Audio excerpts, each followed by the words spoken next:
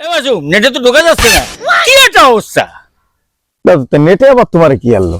11 বছরের শুভ বেড়ে চলে গেছে, দেখিসনি?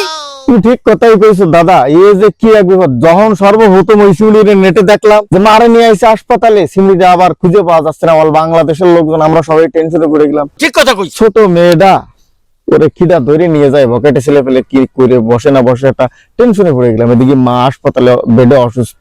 ও বাবা রে বাবা, ও বাবা, ওই দেখি বকেটে ছেলে ফেলে ওরে ধরে নিয়ে, ওই তুই বকেটে ছেলে ফেলে ধরে নিয়ে গেছিস। এসব আমাকে যুগ জমানায় ছিল না, আর এসব করলি মায়ের তক্তা খুলে দিত। এই সমাজ দেশের ইজ্জত থাকলো ও শিয়াচ্ছে কি? হ্যাঁ, কদিন তুমি বেইজ্জতির ভাবনা। আপনার ছেলে মেয়ে কোথায় যাচ্ছে, কি করতেছে, পড়ালেখা করতেছে না, আপনার কষ্টের অর্জিত টাকা দিয়ে সে পড়ার নাম করে হাসপাতালে যায় বা বিভিন্ন জায়গায় যায়, পার্কে যায়, টিউশনের নাম করে অন্য কোনো ছেলের সাথে লাইন মারতেছে কিনা এই বিষয়টা আপনি দেখবেন। তাহলে আপনার ছেলে মেয়ে কি খাচ্ছে না খাচ্ছে, কাদের সাথে চলতেছে, কি করতেছে, এগুলো দেখার দায়িত্ব আপনার। শুধুমাত্র মাস শেষে টিউশনের টাকা, প্রাইভেটের টাকা দিয়েই আপনার কাজ শেষ না।